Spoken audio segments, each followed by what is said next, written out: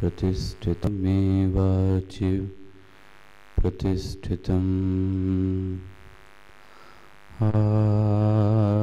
फिरावीर्मयेति वेदस्य माणिस्तः श्रुतं मे मा प्रहासीः अनेनाधीतेन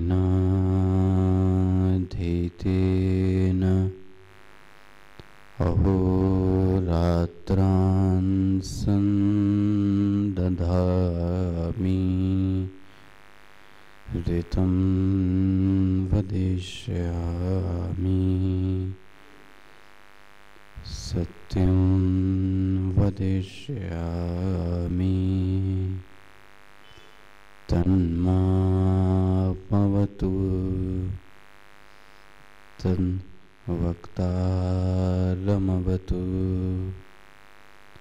अवतु माम् अवतु वक्तारम्। ॐ शान्तिः शान्तिः शान्तिः। शङ्करं शङ्कराचार्यं केशवं बादरायणं सूत्रभाष्यकृतौ वन्दे भगवन्तो पुनः पुनः भगवन्तो पुनः पुनः।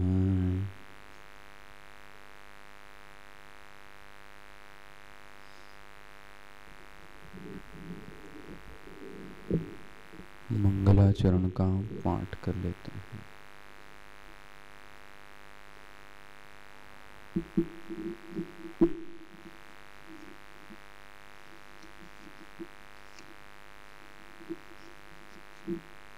दोहराइएगा। पेज नंबर 17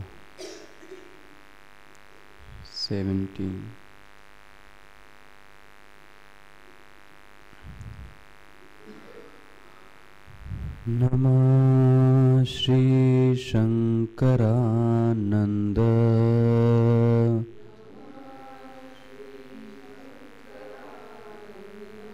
नमः श्री शंकरानंद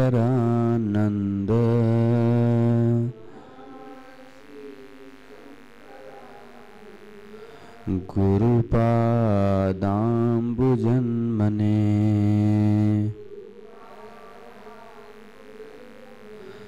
सविलास महामोह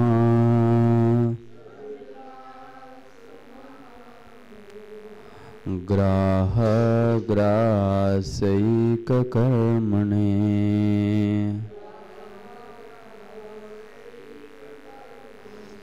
नमः श्री शंकरानंद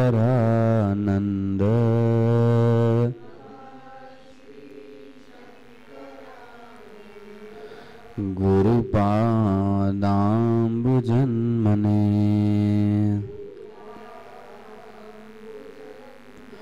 सविलास महामोह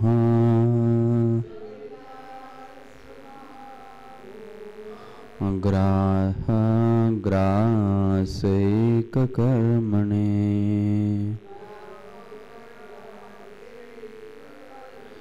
ग्राह ग्रासैक न्यासैक कर्मणे।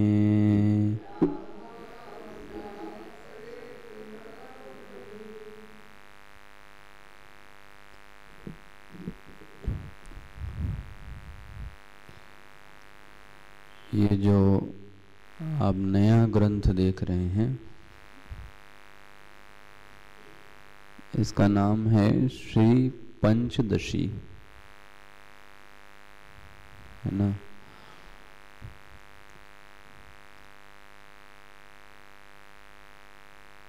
ऐसी एक प्रथा है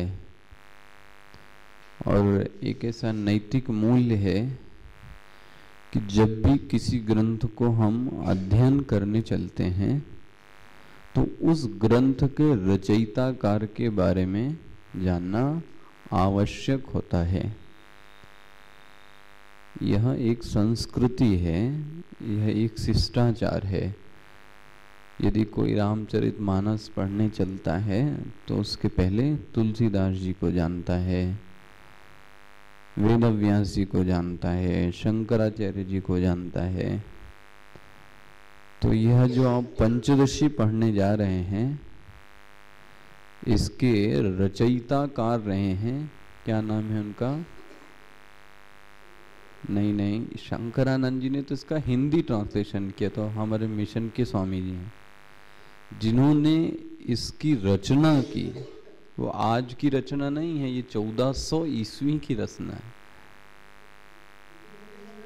हाँ, इन रचयिताकार का नाम है विद्यारण्य स्वामी। क्या नाम है? विद्यारण्य स्वामी जी। तो ये 1300 ईस्वी से 1400 ईस्वी के बीच के रहे हैं, आज के नहीं हैं।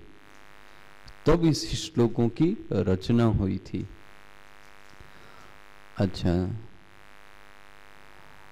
आपको कुछ याद है कि इनका कोई और ग्रंथ आपने पढ़ा हो विद्यारण्य स्वामी का? या मैंने पढ़ाया हो सकता हो। कोई ग्रंथ पढ़ा आपने? याद है कुछ?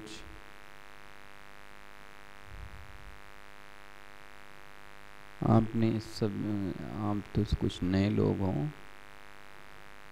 एक ग्रंथ था, उसका नाम था दृग दृश्य विवेक, पढ़ाया है मैंने। उसकी रचना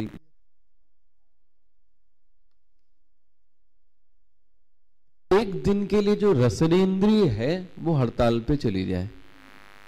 जीभ कट गई ऐसा नहीं कह रहा हूं मैं, जो रसनेन्द्रिय है वो कहती एक दिन के लिए आज मैं क्या करूंगी, रेस्ट करूंगी, और अब आप खाना खाओ।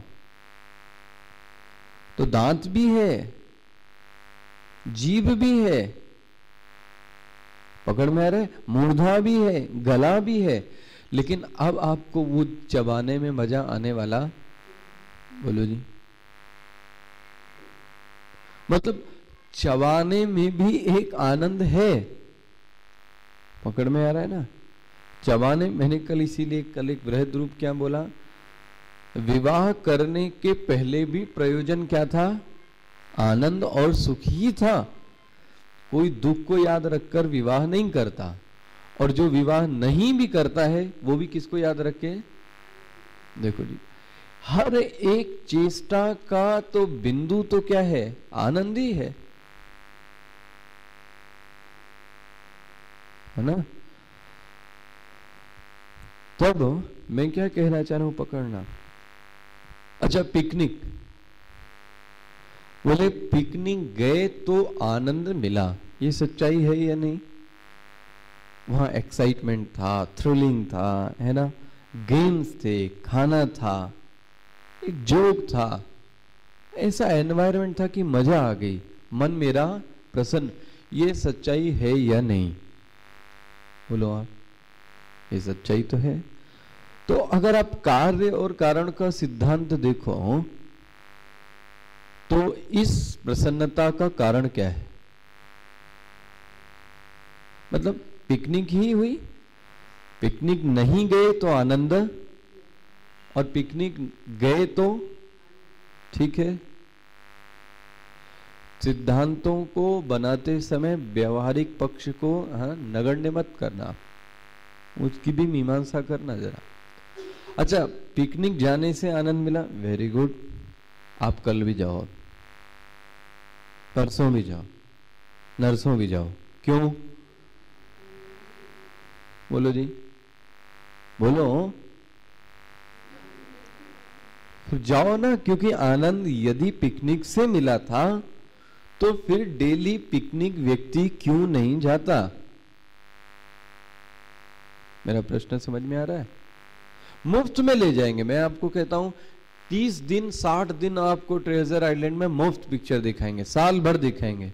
कितने दिन देखोगे आप? कितने दिन? 1 दिन, 2 दिन, 4 दिन, 5 दिन, 7 दिन, उसके बाद आप भी कहोगे नहीं। क्यों नहीं? इसका मतलब पहली शर्त याद जो मैंने बोली थी, पकड़ा। इसका मतलब ये तो सिद्ध हुआ आनंद किसी क्रिया का परिणाम नहीं है। यदि किसी क्रिया का परिणाम है तो वह क्रिया करना हम बार बार तो ठीक है, लगातार कंटिन्यूअस करते रहना पसंद करेंगे। चाहे वो पिकनिक हो, चाहे वो खाना हो, चाहे संबंध की अनुभूति हो, देख लो आप करके। व्यक्ति जो मैच्योर्ड हैं, जिनको पता है कि हमारे पति पत्नी के संबंधों से आनंद है, उनसे भी आप पूछना जरा, वो भी आपसे कहेंगे नहीं, सदैव ये बात मुझे अच्छी नहीं लगती है। लो जी, अगर आनंद उसी में है तो फिर प्रतिदिन नित्य क्यों व्यक्ति नहीं करता? बोले नहीं, हमें नित्य संबंध बनाने में मजा नहीं। आखिर ये फिलॉसफी फिर कहां से आई? तो ये दिमाग हमारा जाना चाहिए, आनंद किसी भी क्रिया का परिणाम नहीं है।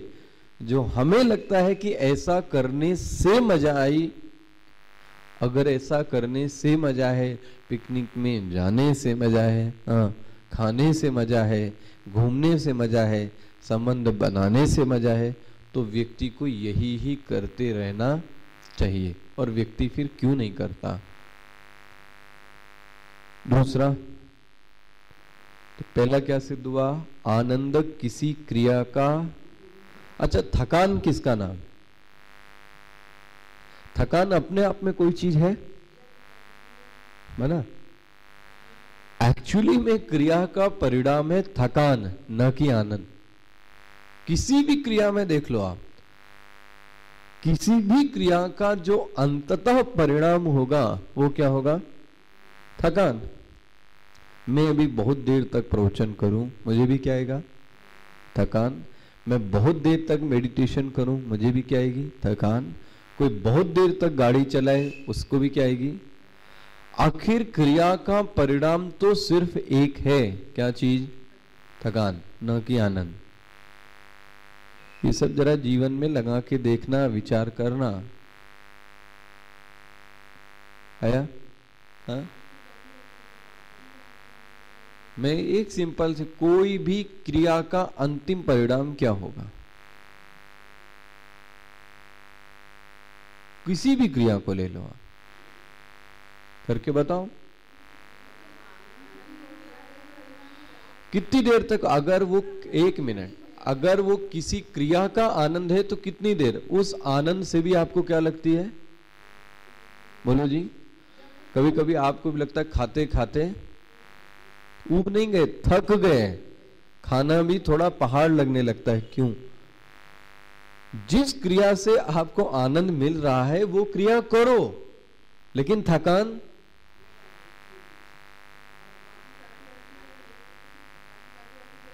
नहीं। नहीं नहीं नहीं, नहीं। ऐसा होगा तो फिर वेदांत की तो कोई आवश्यकता ही नहीं है। कोई क्रिया, मैं आपको इसलिए चैलेंज कर रहा हूं, समस्त क्रियाओं को ले लो, उसका अंतिम परिणाम क्या होगा? अगर थकान नहीं आनंद है तो आप उस क्रिया को फिर लगातार नित्य बराबर एक रेशियो से व्यक्ति करना पसंद करेगा। व्यक्ति रुककर क्यों नहीं करना चाहता? कंटिन्यूअस। पकड़ में आ रही है? हो ही नहीं सकती कोई क्रिया जिसमें थकान पैदा, क्योंकि क्रिया करने में शारीरिक मानसिक बहुत सारा बल लगता है। ब्रह्मानंद में कोई शारीरिक मानसिक और बौद्धिक बल की जरूरत नहीं है। जहां भी शारीरिक मानसिक और बौद्धिक बल होगा वहां पे आनंद मिलेगा, लेकिन आनंद के बदले आपको थकान भी लेनी पड़ेगी। देख लो आप करके। नींद में कौन थकता है?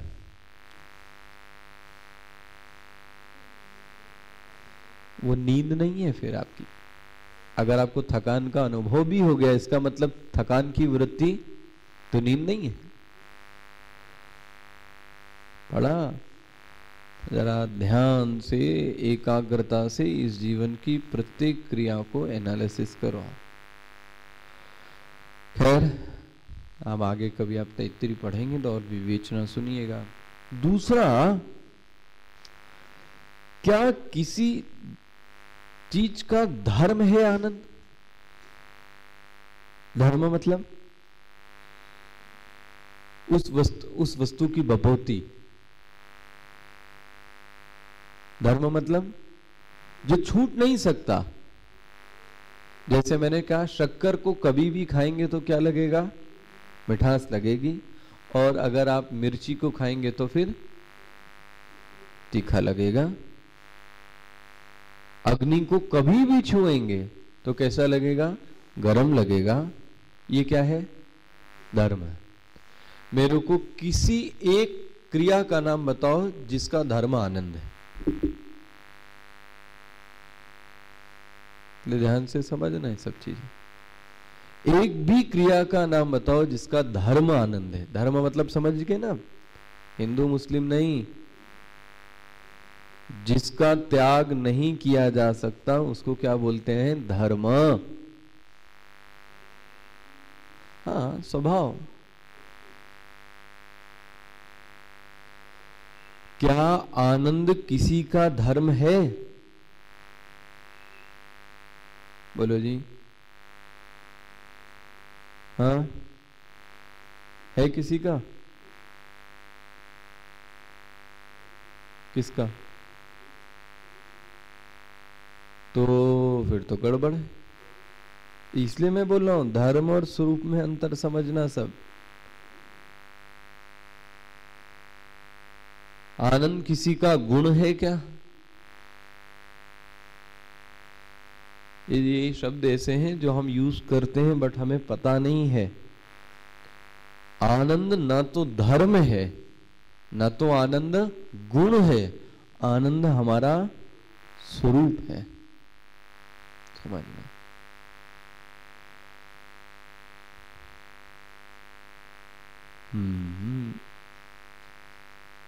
आसान नहीं है ये। आनंद हमारा स्वरूप है। आनंद किसी का धर्म हो ही नहीं सकता। और किसी का धर्म है आनंद? तो आप बताओ। क्योंकि यदि धर्म होगा तो वह चीज सदैव आनंद देनी। जैसे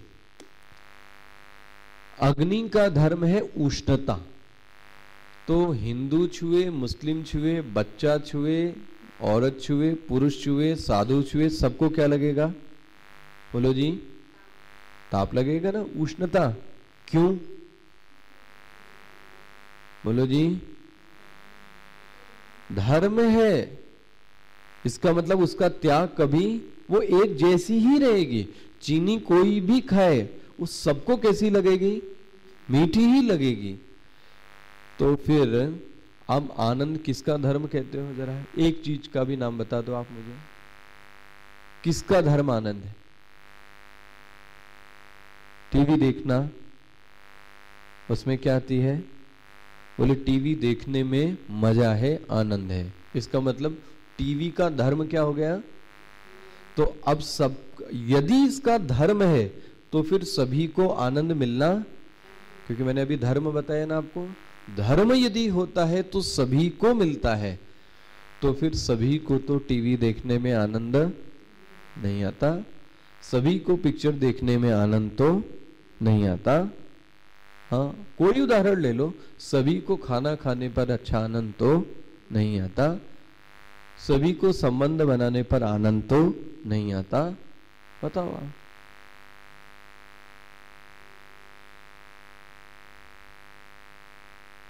मेरी बात समझ में आ रही है? धर्म समझे क्या कहना चाह रहा हूं मैं? क्या समझे? धर्म मतलब, हाँ, जो सबको एक जैसी ही लगे वो समझ जाना, उसका क्या है? धर्म है।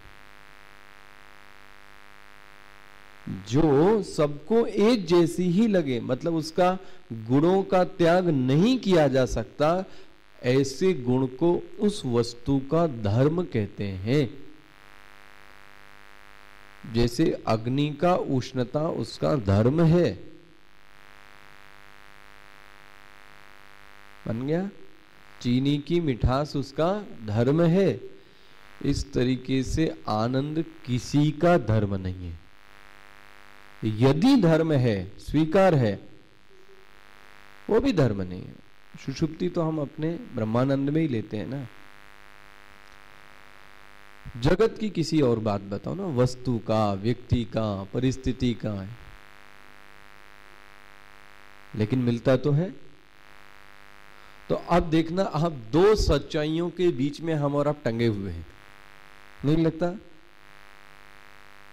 हमको ये भी पता है कि ये सब आनंद इन सब वस्तुओं का धर्म, लेकिन इसके बावजूद भी उनसे आनंद चाहते भी हैं, लेते भी हैं, यूज भी करते हैं। ये दो पटरियों पे क्या हो रहा है, इसका क्या निदान दोगे आप? मतलब अब इस कक्षा से तो इतना सिद्ध हो जाता है आपको कि आनंद किसी वस्तु में बाहर तो, लेकिन इसके बाद भी कितना भी पढ़ा लिखा जाए, आनंद तो उस वस्तु से। अभी आपको 50,000 की गड्डी दे दी जाए, मुझे बताओ कौन नहीं प्रसन्न होता जरा? तो आनंद किस में दिखने लगा? भले आप चिल्लाते रहो धर्म नहीं है, धर्म नहीं है, धर्म नहीं है, इसकी क्या व्याख्या होगी? वहां फिर आनंद आया कैसे? यदि आनंद नहीं है तो वहां पे आया कैसे? हाँ, तो बोला गया उस विशेष वृत्ति में प्रतिबिंबन का परिणाम है यह आनंद। इसे पकड़ना, उस वृत्ति में प्रतिबिंबन का परिणाम है आनंद। क्या कह रहे हैं आप? थोड़ा तो कठिन लगेगा, इतनी आसानी से आनंद ही मिलने वाला थोड़ी ना है। वो हमारा ही आनंद है जो हमें उस नोट में दिखने लगता है। हमारा ही आनंद मतलब जो हमारे द्वारा वृत्ति बनाई गई, उस वृत्ति में उस बिंब का प्रतिबिंबन हो गया, और उस प्रतिबिंबन को ही हम क्या समझने लगते हैं? आनंद। जैसे कि प्रतिबिंब वास्तव में सत्य, लेकिन प्रतिबिंब में भी प्रकाश है, इसी तरीके से वास्तव में वहां आनंद नाम की चीज तो नहीं है, नहीं है, लेकिन आनंद नाम का आभास जरूर होता है। और इस आभास नाम के आनंद को हमने सत्य आनंद समझ लिया, और इसीलिए हमारे जीवन में निराशा जल्दी आती। क्यों? क्योंकि हमने उस आभास आनंद को सत्यानंद मान लिया। उस आभास आनंद को सत्यानंद मान लिया। लो जी, अब उसके पीछे घूमो आप, क्योंकि आपको क्या लगता है? आपको क्या लगता है? यही असली वाला है। जाओ, कोई बिंब के पीछे पड़ जाए और बोले नहीं ये असली है, क्यों? क्योंकि इसमें प्रकाश है। अब आप उसकी सेवा करते रहो, आपको क्या लगता है कितना मिल पाएगा? वो असली है नहीं, वो बिंब का प्रतिबिंब दिख रहा है। जो आनंद आपको दिखता है ना, वो आपका खुद का आनंद होता है, जो आप कहीं बाहर आपको दिखने लगता है। इसीलिए सात्विक वृत्तियों में ज्यादा आनंद दिखता है, राजसिक में कम दिखता है। अब इसका वही गंदा दृष्टांत पंचदशी ने दिया कि वो कुत्ता है, कुत्ता बहुत भूखा था, उसको एक हड्डी मिल गई और वो हड्डी को खाने लगा। कौन? कुत्ता। और खाते खाते हड्डी इतनी सख्त थी, इतनी कठोर थी कि उसका खून निकल आया। किसका? कुत्ते का। और वो कुत्ते का खून निकल आया तो वो क्या देखता है, ओ मेरी इतनी मेहनत का परिणाम क्या निकला कि हड्डी में से क्या निकल आया। और वो अपने ही खून को क्या कर रहा है, चाट रहा है, और उस चाट को प्रसन्न हो रहा है कि मैंने इस हड्डी से खून निकाल लिया। और वो हड्डी को कूटता रहता है, कूटता रहता है, और उसी का खून निकलता रहता है, और वो प्रसन्न होता रहता है कि मैंने इस हड्डी से खून निकाल लिया। ये काम हम और आप भी कर रहे हैं।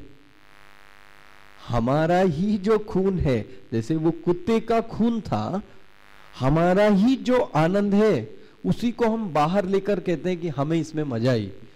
मजा उस वस्तु में नहीं है, आनंद तुम्हारे अंदर है। पकड़ में है? और वैसी वृत्ति बन गई तो हमको आनंद दिखता है, और वैसी वृत्ति नहीं बनी तो हमें आनंद नहीं दिखता है।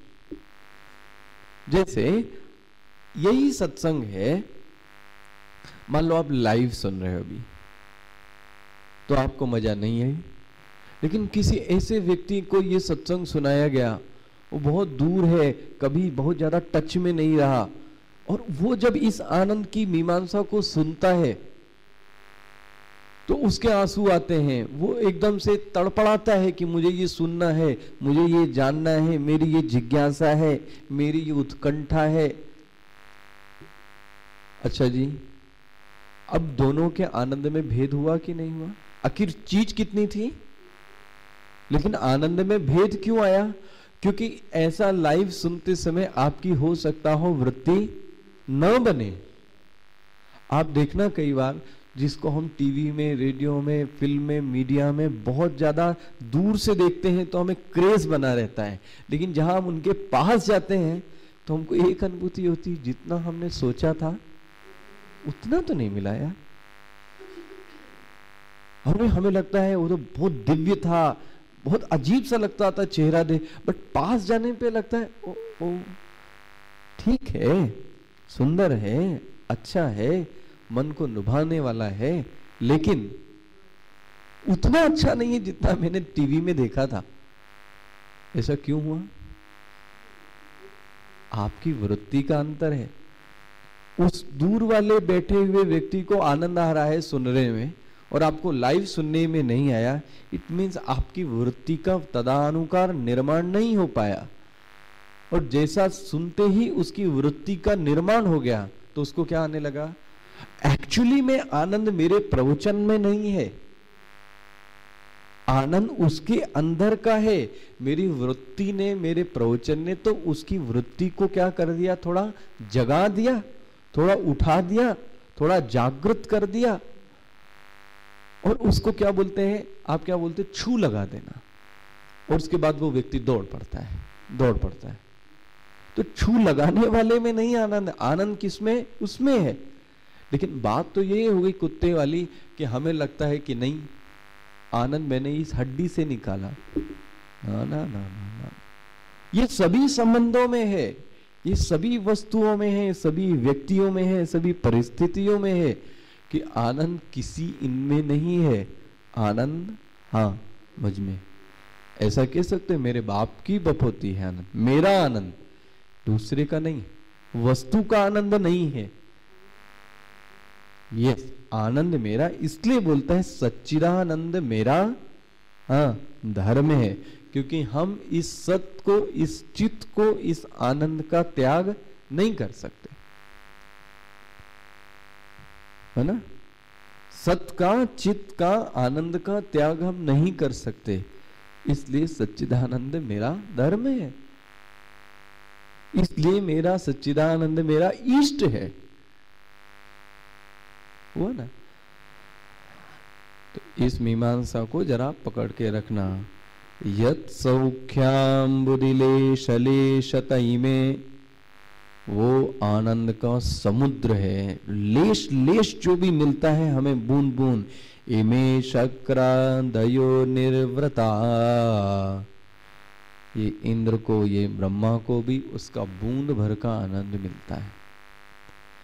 यच्चित्ते नितराम प्रशांत कलने लब्धा मुनिर निर्वृतः, ये मुनि साधक है, ब्रह्मानंद नहीं है। इसका मन शांत हो गया, श्रद्धा आ गई, धैर्य है, ब्रह्म ज्ञान है, विचार है, इसके कारण इसके चित्त में इसको क्या लगता है? आनंद। जिस दिन आप उपवास रहते हो, मंदिर गए, दर्शन किया, अपना काम निपटाया, संबंध भी अच्छे हैं, उस दिन आपका चित्त कैसा है? प्रसन्न है।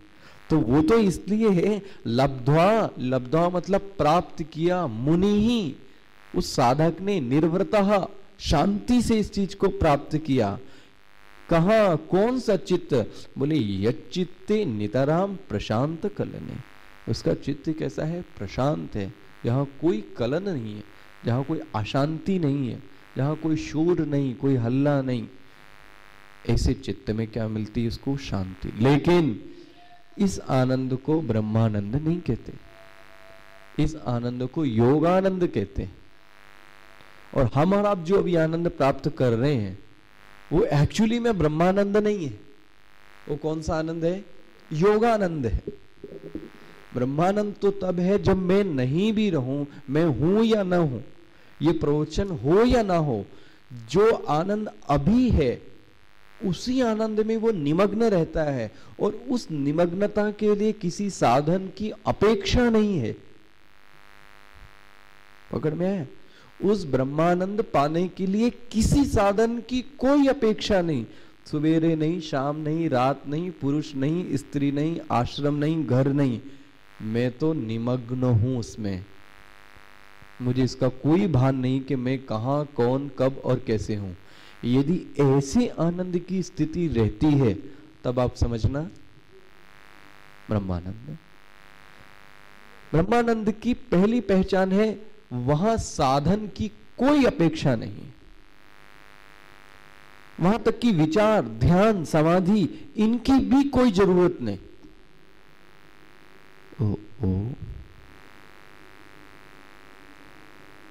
न विचार है, न ध्यान है, न शांति है, न समाधि है, न गुरु है, न पुस्तकें हैं, न वेद है, कुछ नहीं। वो सिर्फ अपने में स्वभावता बैठा हुआ शांत से मुस्कुराता है, जिसको कि हम दुनिया के लोग पागल कह देते हैं। उसको बोलते हैं स्वरूपता सुख प्राप्त हो रहा है, किसी चीज की कोई जरूरत नहीं है। वो ये नहीं देखता कि रात का समय हो गया है, प्रातः काल है, उसके लिए ये जो आप जिसको बोलते हैं ये प्रातः काल ऐसा है, इस समय ये करना चाहिए, उसके लिए उसकी भी कोई सीमा नहीं। सभी समय एक जैसा, सभी दिन एक जैसा, हर दिन दीपावली और हर दिन होली। बोलते हैं इसको योगानंद, है ना। तो जिसमें आपेक्षिक साधन का आनंद हो, मन की जरूरत पड़े, श्रद्धा की जरूरत पड़े, विचार की जरूरत पड़े, ज्ञान की जरूरत पड़े, आप समझ लो वह आनंद तो आप योगानंद ले रहे हो, ब्रह्मानंद नहीं है। हो सकता है इस योगानंद को प्राप्त करते करते हाँ ब्रह्मानंद तक पहुंच जाओ, ये हो सकता है। बोले मुझे तो उसके बारे में बताओ। किसके बारे में? ब्रह्मानंद। थर्ड लाइन, यस्मिन, देखो इसके लिए शब्द क्या बोला? नित्य। वाह, योगानंद के लिए नित्य नहीं बोला, इसके लिए क्या बोला? यस्मिन नित्य सुखाम्बुदौ गलितधि। ओ कोई वाद नहीं, कोई विवाद नहीं, कोई प्रतिवाद नहीं, कोई मति नहीं, अपना कोई मत नहीं। गलितधि, जो बुद्धि थी वो क्या हो गई? गल गई। वहां कोई वाद विवाद मत नहीं रह गया कि मेरा ये मत है, नहीं, मेरा कोई मत नहीं। गलितधि मतलब जिसकी बुद्धि गल गई, और उसको ब्रह्मविद नहीं बोलता मैं। ये कौन बोल रहा है? शंकराचार्य जी। किससे? उस चंडाल से। देखो क्या बोला है, ब्रह्मैव न ब्रह्मवित, यह जो द्य लिखा उसका अदत्त होगा, पढ़ा ना मिला किताब में, ब्रह्मैव न ब्रह्मविद। मैं उसको ब्रह्मविद नहीं मानता, मैं उसको ब्रह्म मानता हूं। ओ कलाविद नहीं है। ये एक वेदांत में सबसे बड़ा अंतर है। जो कलाविद है वो कला नहीं बन सकता, जो शिक्षाविद है वो शिक्षा नहीं बन सकता, जो मूर्तिविद है वो मूर्ति, वो विद ही रहेगा और मूर्ति अलग रहेगी। लेकिन ब्रह्मविद ब्रह्मैव भवति, जो ब्रह्मविद है वो बोले, भाष्यकार ने क्या बोला, ब्रह्मैव न ब्रह्मविद। मैं उसको ब्रह्मविद नहीं मानता। ब्रह्मविद मतलब, विद मतलब जानकार, मैं ब्रह्म का जानकार नहीं मानता हूं। वो तो साक्षात ब्रह्म ही है। जैसे मूर्तिविद साक्षात मूर्ति हो जाए, हो नहीं सकता। शिक्षाविद साक्षात शिक्षा हो जाए, हो नहीं सकता। लेकिन ब्रह्मविद ब्रह्म हो सकता है। तो भाष्यकार क्या बोले, दी ब्रह्मैव न ब्रह्मविद। और बोले बहुत कोई ऐसा होता है, सब नहीं होते। कश्चित सुरेंद्र वंदित पदो, और यहां पर तो इंद्र दौड़ के आता है और उसकी क्या करता है, वंदित पदो, उसकी पाद पूजा करता है, उसके चरणों का प्रक्षालन करता है, उसके चरणों की पूजा करता है। यह जो ब्रह्मानंद में निमग्न है, इंद्र आके इसकी पूजा करता है, ब्रह्मा इसकी आके पूजा करते हैं। हे चांडाल, मेरी मनीषा ये है, मेरा बिंब पर ध्यान है, ना कि तुमने क्या पूछा था, किम गंगाम्बुनि बिंबते, याद आ रहा है पहला श्लोक। मेरा ध्यान ब्रह्मविद पे नहीं है, मेरा ध्यान प्रतिबिंब पर नहीं है, मेरा ध्यान किस पर है, बिंब पर है। नूनम मनीषा ममा, ऐसी मेरी मनीषा है चांडाल व्यक्ति। देखो, और ऐसे व्यक्ति को मैं अपना गुरु मानता हूं, जिसकी ऐसी मति है, जिसका ऐसा आनंद है। ना मतलब ऐसा ही मानता हूं, मेरा मतलब क्या बोल सकते हो, पक्का मेरा मत है। हो गया?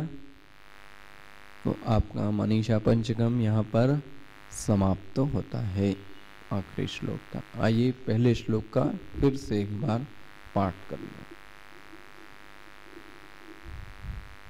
जागृत स्वप्न सुषुप्तिषु स्फुटतरा या संविदो जृंभते, या ब्रह्मांडि पिपीलिकान्ततनुषु प्रोता जगत् साक्षिणी, सैवाहं न च दृश्य वस्त्विति दृढ प्रज्ञापि यस्यास्ति चेत्, चण्डालोऽस्तु स तु द्विजोऽस्तु गुरुः, इत्येषा मनीषा मम, इत्येषा मनीषा मम।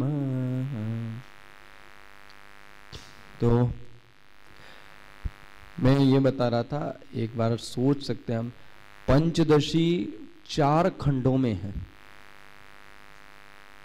4 खंड मतलब बहुत समय लग सकता है, 3-4 साल, 2 साल, 1.5 साल, 2 साल। तो सब कुछ तो उसमें नहीं पढ़ाने वाला है, ठीक है, बहुत सारी। और कई बार मैंने कहा कई चीजें आप पढ़ चुके हो आधे से ज्यादा, लेकिन उसमें स्वामी जी ने भी वही प्रकरण लिया है, मैं भी वही प्रकरण लूंगा जो विशेष आपके क्या है, काम में आता है। जैसे माया, ब्रह्म, सत, असत, चित, पंचमहाभूत और 1-2 टॉपिक और है। उस प्रकरण को बोलते हैं पंचमहाभूत विवेक प्रकरण। इसके अंदर ये सब आ जाएगा, सत, माया, ब्रह्म, है ना। और इसमें ब्रह्म ज्ञानी का ब्रह्मानंद भी इसमें एक आएगा टॉपिक। तो हम कोशिश करेंगे इस एक उसमें, क्योंकि बहुत सारे फेजेस हैं, तो पहले पार्ट का तीसरा अंश जो है सिर्फ वही देखने की कोशिश करें। तो उसी से आपको जो वेदांत है वो आधा से ज़्यादा समझ में आ जाएगा कि हम कहना क्या चाहते हैं। फिर हम उपनिषद पढ़ाएंगे इसके बाद। ओम पूर्णमदः पूर्णमिदं पूर्णात् पूर्णमुदच्यते पूर्णस्य पूर्णमादाय पूर्णमेवावशिष्यते। ओम शांति शांति शांति। हरिः ओम श्री गुरुभ्यो नमः। हरिः ओम। गा पा रहे हैं, जो बोल पा रहे हैं, ये सब का सब चैतन्य के कारण है। साक्षात चैतन्य का दर्शन नहीं हो रहा है। आंख ही खोल के देखो जरा, समाधि की क्या जरूरत है। देखो ना, आंख खोल के देखो ये क्या हो रहा है, कि कर कौन रहा है, सब तो जड़ है। पकड़ में है ना भाई। गाड़ी अपने आप नहीं चलती जब तक कि कोई चलाने वाला, जब तक किसी चैतन्य ने उसको स्टार्ट। रोबोट भी तभी काम करता है जब चैतन्य उसको क्या करता है। ऐसा तो कोई रोबोट नहीं बना कि पृथ्वी से अपने आप ही निकल आया और अपने आप ही चलता है। व्यक्ति ही उसको क्या करता है, तो चैतन्य के प्रकाश से ही तो सब कुछ है। अगर उसका प्रकाश, उसका आलोकन, उसका सानिध्य न मिले तो कोई जड़ वस्तु में गति दिशा हो ही नहीं सकती बिना चैतन्य के। वरना ये मृत शरीर फिर मृति तो पड़ा रहता है। अंतर क्या है, नहीं दिखता साफ साफ। चैतन्य का क्या हो रहा है, यहां पे चैतन्य नहीं दिखा हमें। वो शरीर काम नहीं करता, देखो आप। और हमारा और आपका शरीर अभी क्या कर रहा है, काम कर रहा है। तो नहीं दिखता, साफ चैतन्य है। ये मत समझना ये प्राण के कारण चल रहा है। प्राण के कारण भी नहीं है। प्राण तो खुद में क्या है, चैतन्य नहीं। प्राण भी रहे और आपका शरीर कुछ काम ना करे तो किस बात के आप मानो रहेंगे, कोई मानो नहीं। कोमा में पड़े और प्राण चल रहा है, किस बात के मानो, क्या सुख भोगोगे अब आप। ले लो प्राण। स्पष्ट चेतना का दर्शन हो सकता है, जरा आंख खोल के तो देखें। यही बात बोली, यद भाषा, उसके प्रकाश से ही। देखो अभी पहले क्या बोला, तिर्यंग नर देवता, उनमें भी यही गया हुआ है। उसके अलावा क्या बोलते हैं, यद भाषा हृदयाक्ष देह विषया भांति। भांति मतलब प्रकाशित होते हैं। उसकी भाषा के कारण देह विषय अंतःकरण मन और बुद्धि प्रकाशित होते हैं। स्वतः चेतना, वो चेतना कैसी है, स्वतः, तो उसको किसी और की जरूरत नहीं है। आगे कल देंगे। ओम पूर्णमदः पूर्णमिदं पूर्णात् पूर्णमुदच्यते पूर्णस्य पूर्णमादाय पूर्णमेवावशिष्यते। ओम शांति शांति शांति। हरिः ओम श्री गुरुभ्यो नमः। हरिः। इसमें फाइल नंबर डाल देना जरा।